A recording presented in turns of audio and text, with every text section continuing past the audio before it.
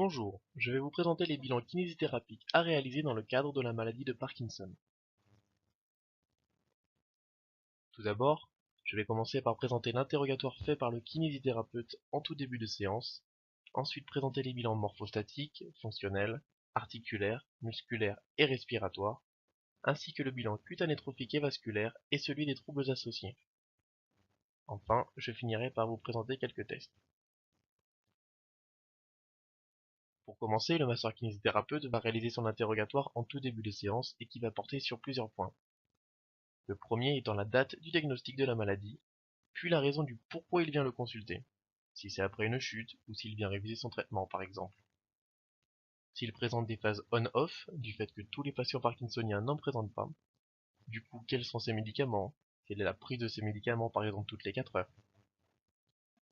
Le contexte de sa chute est aussi très important, c'est-à-dire quel type de chaussage il avait à ce moment-là, s'il a chuté aussi en un seul bloc, donc sans réaction parachute. Si ce patient présente des difficultés pour parler, le praticien s'en rendra compte quand il lui répondra. Quel est son membre dominant pour exécuter les tâches de la vie quotidienne? Et s'il présente enfin des troubles dans les fonctions supérieures, donc des troubles de fonction exécutive, pour l'attention ou encore la mémoire. Et au niveau du comportement, si ce patient est anxieux, dépressif, démotivé, et s'il présente des troubles du sommeil. Concernant le bilan morphostatique, il va falloir vérifier en premier s'il présente des attitudes spontanées, comme une attitude simiesque, celle qui rappelle le singe, un antécolis qui représente une flexion de la tête vers l'avant, si ce patient a une bonne amplitude au niveau des épaules, s'il présente une kyphose ortholombaire, un flexum de hanche ou encore un flexum de genou. Ensuite, il va falloir regarder s'il présente certains tremblements et si son faciès est figé.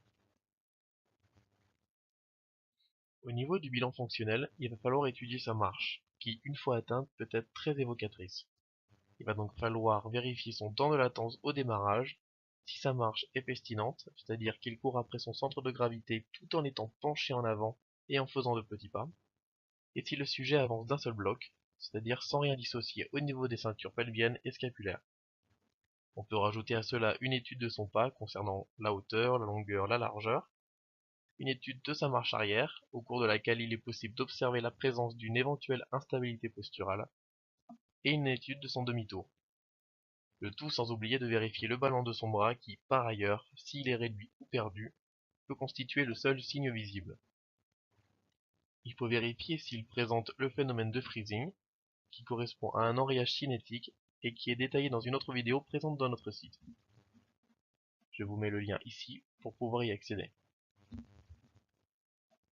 Enfin, s'il présente des troubles de l'équilibre et des transferts, par exemple assis debout, couché assis sur le côté ou encore des transferts dans le lit, et quelles sont ses activités de la vie quotidienne.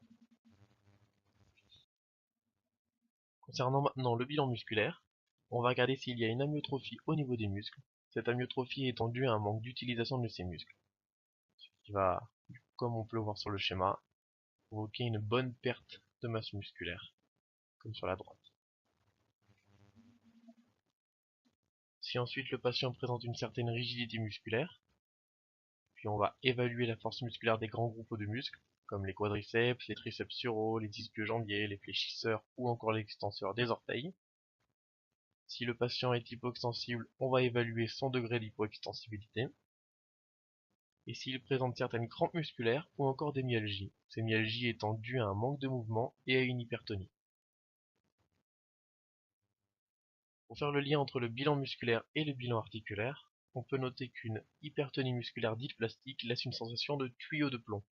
Lors de la mobilisation passive du membre par le kinésithérapeute, le membre maintient normalement la position qui lui est imprimée, et cette hypertonie va céder par saccade, ce qui va laisser une impression de roue dentée.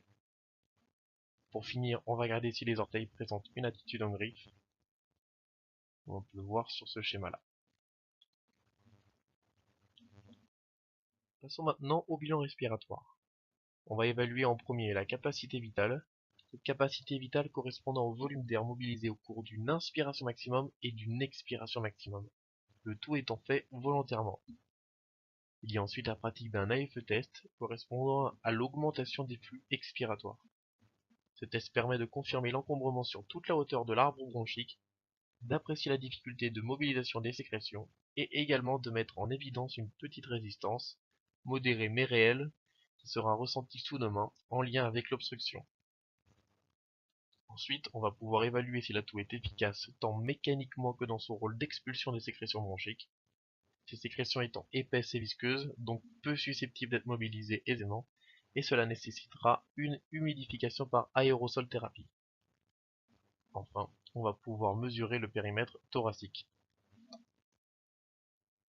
Au niveau du bilan cutané trophique et vasculaire, on va pouvoir regarder s'il y a un œdème au niveau des membres inférieurs, auquel cas on pourra prescrire des bas de contention comme sur la photo ci-dessous.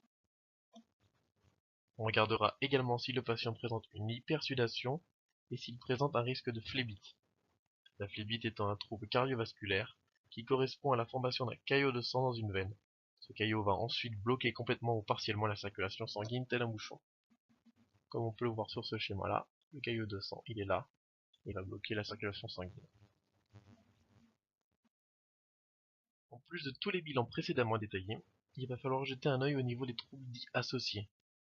Par exemple, si le patient a une infection urinaire, s'il présente des troubles de la communication traduits par des paroles dites sourdes, paroles monotones voire accélérées. Ensuite, s'il présente des sialorrhées, ces sialorrhées étant des sécrétions incontrôlées de salive. Et enfin, s'il présente des troubles de l'écriture regroupés sous le terme de micrographie. Pour finir, je vais vous présenter quelques tests. En premier, il y a l'échelle UPDRS qui signifie Unified Parkinson's Disease Rating Scale. Cette échelle est largement détaillée dans une vidéo présente dans notre site, pour laquelle je vous mets le lien ici même. Ensuite, il y a le Get Up and Go test. Ce test est très utilisé chez les sujets fragiles. Il permet d'évaluer la qualité de l'équilibre par l'observation de tâches motrices habituelles sollicitant largement le contrôle postural. Donc pour cela, on va placer une chaise à environ 3 mètres d'un mur. On va demander au patient de se lever de la chaise, d'aller vers le mur sans le toucher, puis de faire demi-tour, et finir par se rasseoir sur la chaise. Il existe aussi une version chronométrique pour ce test, et on peut y rajouter la double tâche. Il y a aussi le test de Tinetti, où on peut avoir un score maximum de 28. La première partie qui va évaluer l'équilibre sur 13 items, et la deuxième partie va évaluer la marche sur 9 items.